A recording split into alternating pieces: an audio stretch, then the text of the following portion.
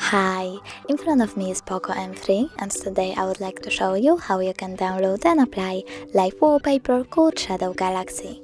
Firstly, open Play Store and type Shadow Galaxy.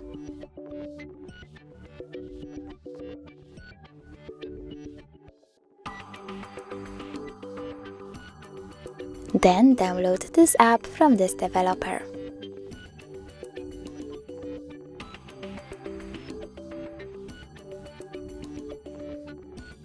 Open it and tap on Settings. Over here you can adjust your wallpaper however you please, and when you're done, go back. Tap Open, choose that wallpaper and decide if you want it to be on home screen or home screen and lock screen by tapping on one of the options. Now when I go back, I can see that my wallpaper has changed. Thanks so much for watching. If you enjoyed this video, don't forget to leave a like, comment and subscribe. Bye!